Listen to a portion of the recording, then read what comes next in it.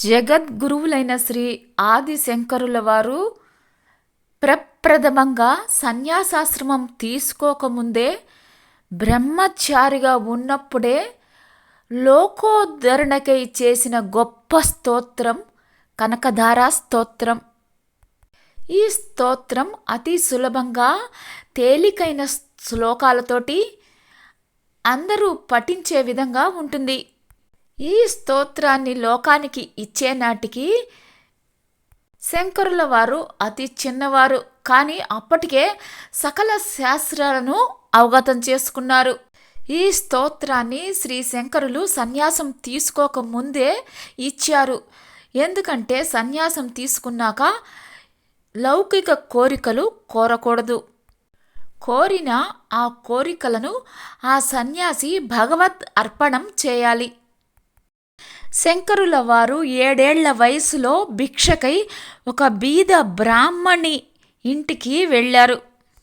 ఆమె తన వద్ద ఏమీ లేకపోయినా ఉన్న ఒకే ఒక ఉసిరికాయని ఆదిశంకరుల వారికి దానం చేసింది.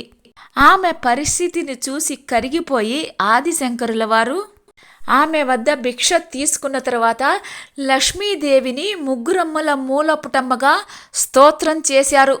తన ఆశీర్వాదంగా లక్ష్మీ అనుగ్రహాన్ని కలిగేట్లు దీవించారు. ఈ స్తోత్రం తర్వాత అమ్మవారు బంగారు ఉసిరికాయల వర్షాన్ని కురిపించింది. ఆ ఇంటిని ఇప్పుడు కూడా మనం చూడవచ్చు. ఈ స్తోత్రాన్ని పఠించి సంసారాన్ని నడపటానికి ఆటంకాలని తొలగించుకోవచ్చు. కావలసినవి సమకూర్చుకోవటానికి మన జాతికి శంకరుల వారు పెట్టిన భిక్ష ఈ స్తోత్రం. ఇది ధనాపేక్ష కొరకు మాత్రమే చేయవలసిన స్తోత్రమా అంటే ముమ్మాటికి కాదు.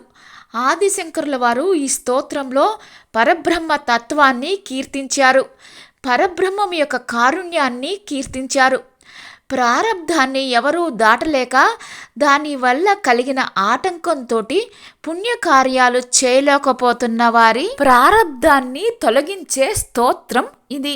అర్ధ కామముల నుంచి మోక్ష సామ్రాజ్యం వరకు ఇవ్వగల స్తోత్రం కనకధార దురదృష్టవంతుడిని ఉద్ధరిస్తుంది. ఈ స్తోత్రాన్ని పఠిస్తే ఐశ్వర్యాన్ని ఇస్తుంది. అమ్మ కారుణ్యానికి దగ్గర చేస్తుంది. పాప రాశిని ధ్వంసం చేస్తుంది. మోక్షానికి అర్హతను చేకూరుస్తుంది. సకల విద్యలను కురిపించగల మేఘం కనకధారా స్తోత్రం.